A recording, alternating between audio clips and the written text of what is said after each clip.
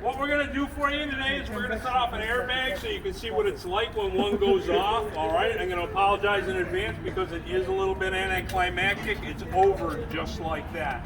All right, it's something that happens very quick and it's there to protect you.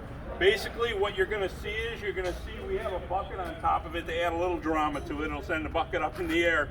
All right, what you're going to see is the airbag tear through a housing and then inflate, and there's an explosive charge that actually inflates it. It gets hot. Some people get some minor burns, sometimes some abrasions from the airbag, but it's a lot better than the alternative, which would be you striking a steering wheel or something like that in the car. An airbag has big holes in it, all right? Unlike in the movies, when an airbag goes off and you see this big balloon in front of somebody and they're trying to beat it out of the way, it inflates, you hit it, it deflates immediately, and it's out of your way so you can regain control of the vehicle if necessary or whatever. All right, they do a great job of protecting people. There's actually instances where two cars have hit head on at high speeds and people have walked away from the accidents.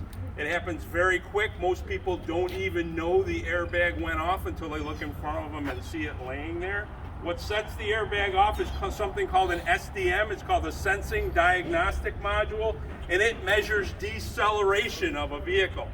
And it's looking for deceleration that indicates a very fast stop, in other words, a collision. I've had customers whose airbags have gone off as low as 5 miles per hour when they hit a curb with the frame of the vehicle and stopped the frame dead, all right, and an airbag went off. And I've had situations where cars have gone down in a ditch and the airbag never went off because the landing was soft. It wasn't hard enough to hurt anybody or anything like that. But the Sensing Diagnostic Module is what measures that, and it also stores energy from the battery. Right, it has capacitors in it that store energy so that in a front-end collision, because the first thing that's probably going to get damaged is the battery, it would lose power, so it has its own power to set the airbag off.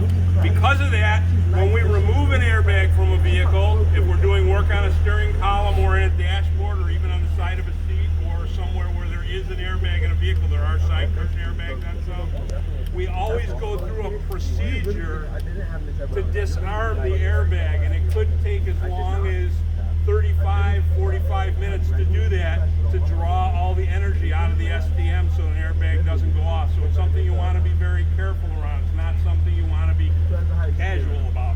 If one of these goes off in your face, it can do a lot of damage. They come out at a very, very high rate of speed. You're going to see that.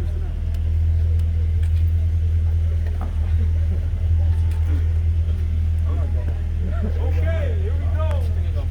Okay, we're gonna count down, guys. On the bucket. 3, 2, 1. Oh!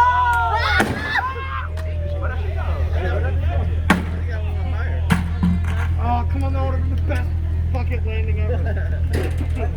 That's how quick an airbag goes off. They use those chargers in different places too. On some vehicles, they use them in the seat belts. All right, so that in an accident, it'll pull the seatbelt tight up against you. Some companies use an electric retractor that can slap up against you and wake you up. All right, but they use them in different places. And they're very, very effective. One good point that was brought up by Mr. Andrews when we were talking in his classroom is, now that you see that, you understand why we don't put child seats in the front seat unless we have an airbag that can be turned off in the front seat, why they have weight sensors now on the seat pad so that somebody small who could get injured by an airbag doesn't get the airbag, it turns off the airbag automatically. So those are all considerations that have to be taken with things like this.